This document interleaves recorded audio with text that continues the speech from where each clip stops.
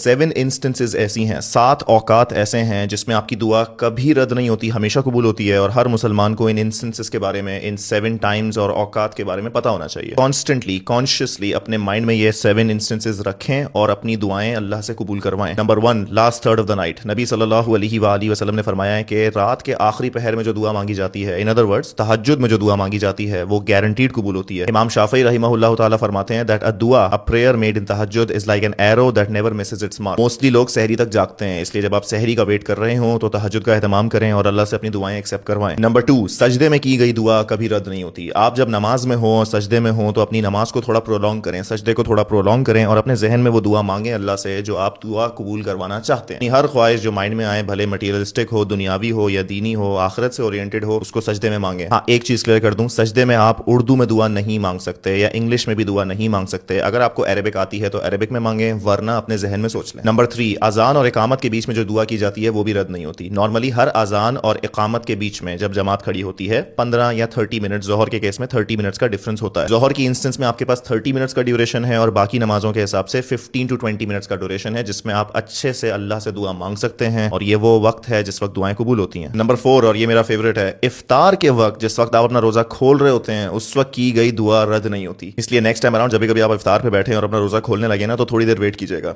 थोड़ी देर वेट करें, फौरन से इफ्तार को फोड़ ना दें। आप अल्लाह से दुआ मांगे, इफ्तार पे 15 मिनट पहले, 10 मिनट पहले बैठ जाएं और इफ्तार करने से पहले जब अजान होने लगे उस वक्त तक जो ड्यूरेशन है उसमें दुआ मांगे अल्लाह से। नंबर 5, बारिश में की गई दुआ रद्द नहीं होती। अगर बारिश हो, अगर आपको मौका मिले कि आपके घर के पास बारिश हो रही है, तो मेक श्योर करें कि उसके कुछ ड्रॉपलेट्स आपके जिस्म पे लगे। आपको बारिश में बाहर पूरा भीगने की जरूरत नहीं है, लेकिन बारिश में खड़े हों, कुछ बारिश की बूंदें आपके जिस्म पे लगे तो आप अल्लाह से दुआ मांगे और वो दुआ भी रद्द नहीं होती। नंबर 6, एक ट्रैवलर की दुआ हमेशा कबूल होती है। अगर आप ट्रैवल कर रहे हैं, स्पेशली अगर मंथ ऑफ रमजान में ट्रैवल कर रहे हैं, तो फिर तो आपके लिए बहुत ईजी एक्सेस है कि आप अल्लाह से अपनी दुआएं इजीली कबूल करवा सकते हैं। नंबर 7, अगर आप किसी बीमार की इयादत के लिए गए हैं तो भी आपकी दुआ रद्द नहीं होती। अगर आपका कोई ऐसा रिलेटिव है या दोस्त है जो हॉस्पिटलाइज्ड है या बीमार है, उसकी इयादत के लिए जाएं, टाइम निकालें रोजे में, उसकी इयादत के लिए जाएं और जब आप उसकी इयादत से वापस आ रहे हो तो अपने लिए कुछ दुआ करें। अल्लाह इस दुआ को भी रद्द नहीं करता।